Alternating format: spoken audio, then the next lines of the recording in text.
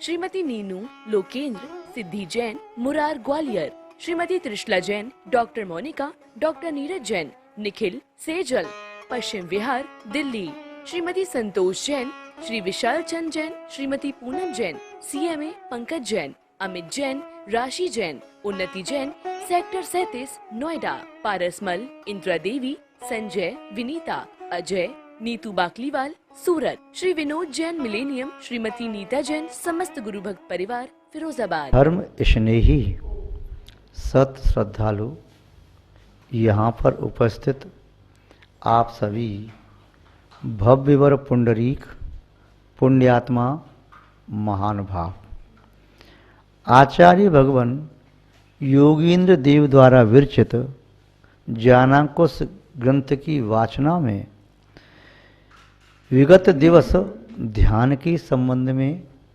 देख रहे थे। आचार्य महोदय ध्यान को किस प्रकार कह रहे थे? नास्ति ध्यान समूह बंधुर, नास्ति ध्यान समूह तपः, नास्ति ध्यान समूह मित्र, नास्ति ध्यान समूह। इस प्रकार आचार्य महोदय ने ध्यान के बारे में 4 बातें कही कि ध्यान के समान बंधु नहीं है, ध्यान के समान कोई मित्र नहीं है और ध्यान के समान गुरु नहीं है। ध्यान को इतना उत्तम महत्व दिया। आचार्य महोदय की भावनाओं में तो ये कि ध्यान से उत्कृष्ट कोई दूसरा चेतना का व्यापार हो ही नहीं सकता। जैसे व्यापारी के लिए शुद्ध रत्नों से बढ़कर के कोई व्यापार नहीं होता। कोई मिट्टी का व्यापार करता है, कोई घास फूस का करता है, कोई भूसे का करता है, कोई अनाज का व्यापार करता है और कोई धातु का करता है, कांच का करता है। कोई धातु में भी जघन्य धातु, मध्यम धातु, उत्कृष्ट धातु का व्यापार करता है और धातु का व्यापार करते करते हीरे मोती जवाहरात तक पहुंच जाता है। अब सोचता है कि रत्न संज्ञा उसे दी जाती है जो लोकोत्तम वस्तु हो। रत्न सामान्य व्यक्ति हीरे मोती आदि को कहता है। एक सम्यक दृष्टि जीव वह रत्न कहता है परमार्थ भूत देव शास्त्र गुरु को। नीति का रत्न कहता है जल, अन्न और मिष्ट वचन। एक योगी रत्न कहता है सम्यक दर्शन, सम्यक ज्ञान, सम्यक चारित्र। भक्त रत्न कहता है धर्म रत्न,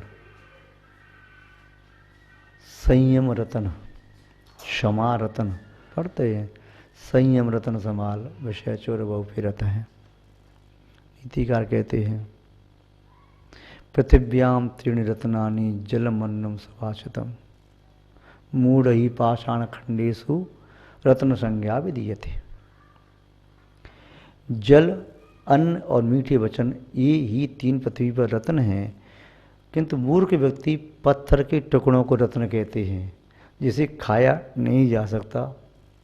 व्यक्ति गरीब हो, अमीर हो, बहुत अमीर हो, बहुत गरीब हो, मध्यम वर्गीय हो, अन्न जल के माध्यम से शरीर की तृप्ति करते हैं। कोई भी अमीर से अमीर व्यक्ति भी अन्न जल को छोड़ करके हीरे मोती की तो रोटी नहीं बनवाता। ये तो नहीं कहता घर में आज पन्ना रखें, घर में उसकी बर्फ़ी बना लेना। थोड़ी नीलम रखी हैं, उनकी गुजिया बना देना।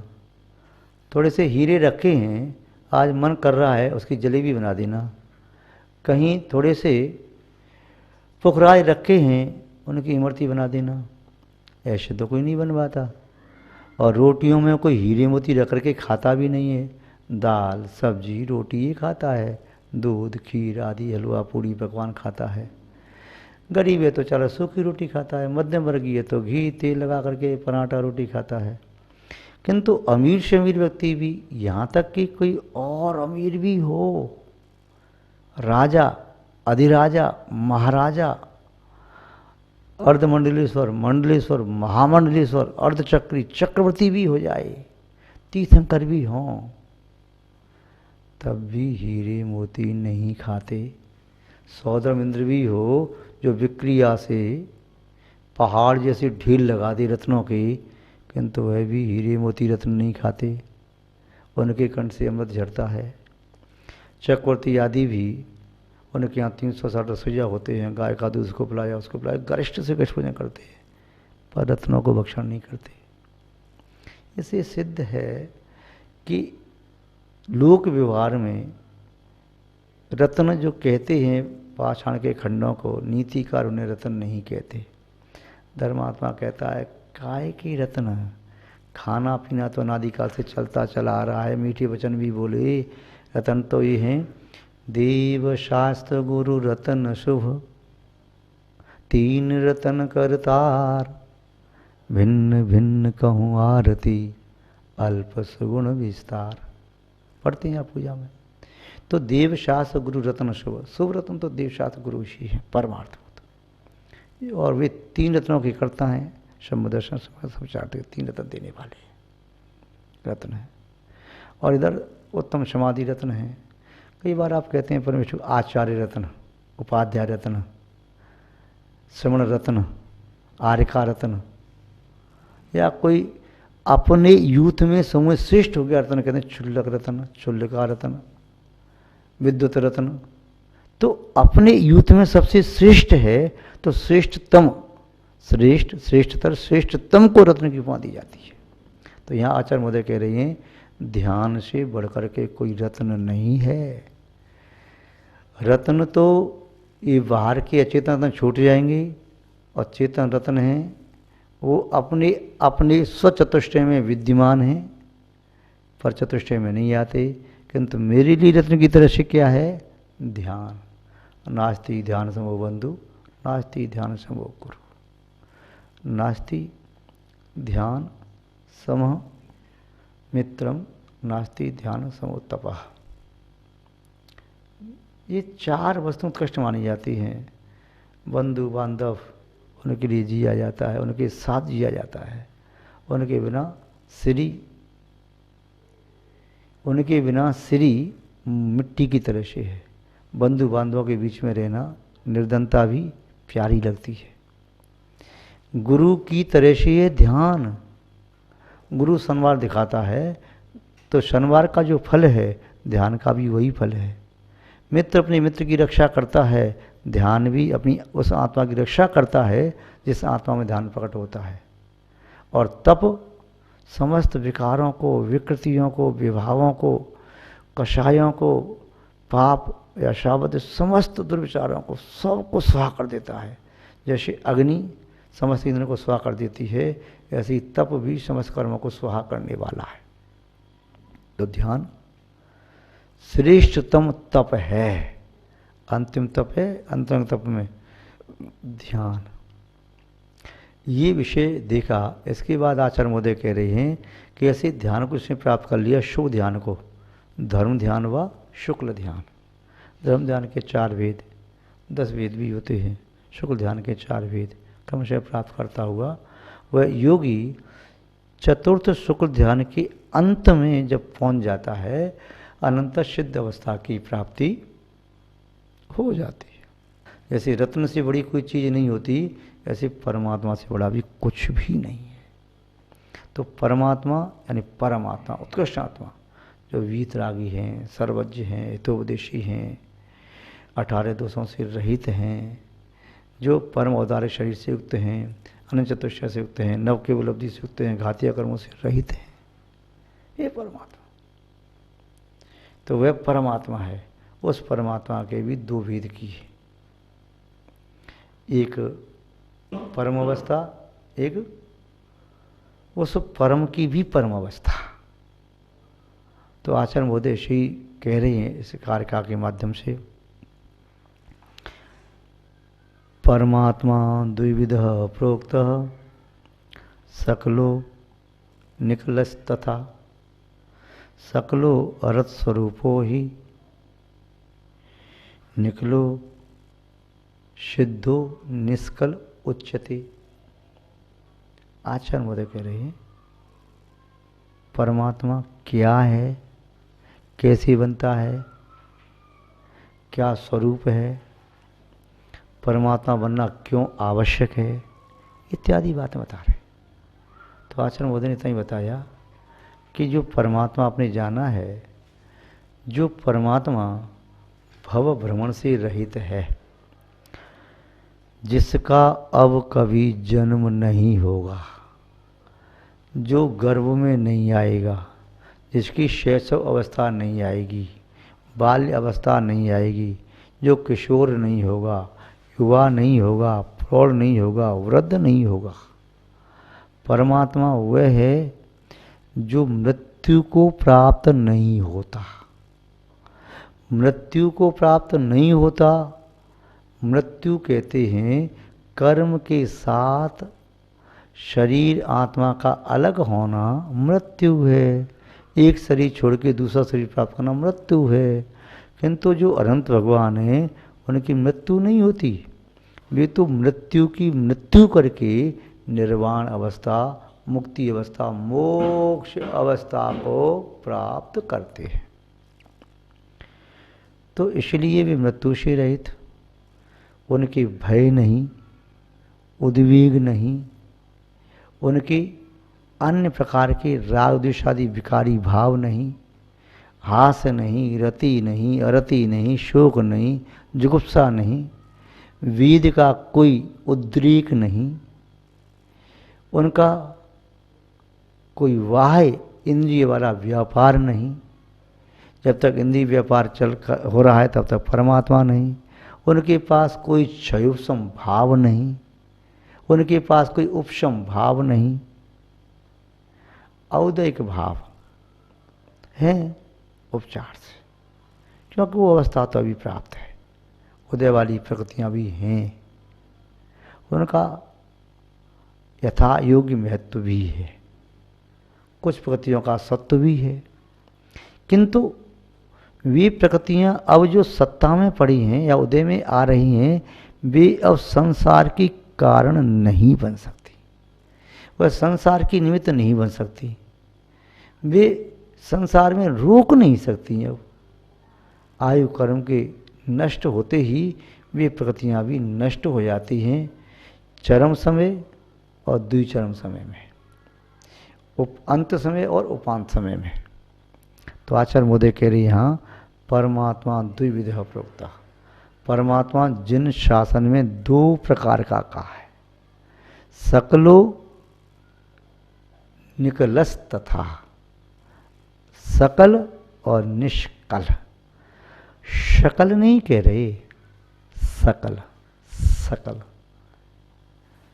शकल कहें तो टुकड़ा, सकल कहें तो संपूर्ण, अथवा सा कहिए तो सहित, कल कहिए तो शरीर। जो शरीर से सहित हैं वे शकल परमात्मा है, परमोदारिक शरीर उनका है। और जो निष्कलश तथा या निहकल, निर्गता कल, वो परमात्मा शुद्ध सिद्ध परमात्मा दो प्रकार का है। शकल परमात्मा का स्वरूप आचार्य महोदय स्वयं ही अपने शब्दों में कह रहे हैं। कौन है शकल परमात्मा? तो आचार्य महोदय कह रहे हैं सकलो अरस स्वरूप ही। निश्चय से सकल परमात्मा वह है जिसने अरहत अवस्था को प्राप्त कर लिया। अरहत शब्द के अर्थ होते हैं, अरह माने पूजनीय, वंदनीय, अर्चनीय, सेवनीय, दर्शनीय, स्तुत्य, प्रणम्य, वह है अनंत परमात्मा। अरहत कहो, अरिहंत कहो, अरहंत कहो, अरिहा कहो, अरुहा कहो या अलुह कहो, ये सब के अर्थ एक ही हैं। तो यहाँ कहा कि ये अनंत भगवान शत इंद्र नमत कर शीश धार, 100 इंद्र अपना मस्तक मुकुट सहित उनके चरणों में धारण करते हैं। तो बंदनी है, 3 लोक के प्राणियों के द्वारा बंदनी है, इसलिए 3 लोक के नाथ भी कहे जाते हैं। उन्होंने अपनी आत्मा का संपूर्ण ईशपना प्राप्त कर लिया, इसलिए ईश्वर भी कहे जाते हैं। वे जितेंद्रिय हैं और कर्मों को भी जीतने में समर्थ हैं, इसलिए जिनेंद्र भी कहे जाते हैं। वह आप्त हैं, उन्होंने ऐसी अवस्था को प्राप्त किया जिसे पूर्व में कभी प्राप्त नहीं किया, और उन्होंने वे अवस्था बाहर से प्राप्त नहीं की, अंदर से प्रकट की, कर्मों को क्षीण करके, निर्जीर्ण करके, घाती आदि कर्मों को नष्ट करके। तो सकलो अरहत स्वरूप हो ही अरहत स्वरूप है। वे अरहत भगवान सामान्यतः अनंत प्रविष्टि आप जानते हैं, किंतु जो कहते हैं कि केवली 7 प्रकार के, तीर्थंकर केवली, सामान्य केवली, समुद्रघात केवली, मूक केवली, उपसर्ग केवली, अंतःकृत केवली, अनुबद्ध केवली, ये सभी केवली अरहत भगवान है। सुत केवली अरहत भगवान नहीं है, इसलिए सुत शब्द लगा है कि वो शुद्ध ज्ञान के जानकार है। तो यहाँ कहा कि अरहत स्वरूप हैं, अनंत भगवान का स्वरूप है, वह रूप से युक्त हैं, स्वरूप से युक्त हैं, उनका बाह्य रूप है, किंतु सिद्ध बाह्य रूप से युक्त नहीं। उनका तो जो अंतरंग बहिरंग एक ही आत्मा मात्र रह गया है, तो उनका ये स्वरूप अलग है, निष्कल हैं। तो आचार्य मोदी ने कहा अरहत सकलो अरहत स्वरूप हो ही। तो अनंत भगवान सकल हैं, चाहे वे समोषण में विराजमान हो, चाहे गंधकुटी में विराजमान हो, चाहे अंतर्मूर्त के लिए अनंत अवस्था प्राप्त करके तुरंत ही उसी अंतर्मूर्त में मोक्ष की प्राप्ति कर लें, अंतर्गत केवली भी होते हैं। तो अरहत भगवान का स्वरूप लेने मात्र से, नाम लेने मात्र से, स्वरूप का चिंतन करने मात्र से मोहनीय कर्म ऐसे भागता है जैसे कमजोर दिल वाला व्यक्ति बंदूक की आवाज़ सुन करके भाग जाता है, पसर जाता है वहीं पर, अपने सीना को पकड़ करके ओह मैं चला नहीं जाऊँ कहीं, घबराता है। ऐसे ही अनंत भगवान का नाम लेने से विषय कसाय भागते हैं। अरहत भक्त सदामन आने सोजन विषय कसाय जाने। तो ये अनंत भगवान का स्वरूप कहा। आगे कह रहे हैं सिद्धो निष्कल उच्चते, जो सिद्ध परमिष्टि हैं वे शरीर से रहित हैं, कर्मों से रहित हैं, संसार से रहित हैं, देह से रहित हैं, वे सिद्ध परमिष्टि हैं। उनके बारे में और विशेष कथन बाद में करना चाहिए, आज बस इतना ही पर्याप्त है। जय बोलिए श्री शांतनाथ भगवान की जय, परम पूज्य आचार्य गुरुदेव श्री विद्यानंद जी महाराज की जय, अहिंसामय विश्व धर्म की जय। श्रीमती नीनू लोकेंद्र सिद्धि Jain Murar Gwalior, Shrimati Trishala Jain, doctor Monika, doctor Neeraj Jain, Nikhil Sejal Paschim Vihar Delhi, Shrimati Santosh Jain, Shri Vishal Chand Jain, Shrimati Poonam Jain, CMA Pankaj Jain, Amit Jain, राशि जैन, उन्नति जैन, सेक्टर 37 नोएडा, पारसमल, इंदिरा देवी, संजय, विनीता, अजय, नीतू बाकलीवाल सूरत, श्री विनोद जैन मिलेनियम, श्रीमती नीता जैन, समस्त गुरु भक्त परिवार फिरोजाबाद।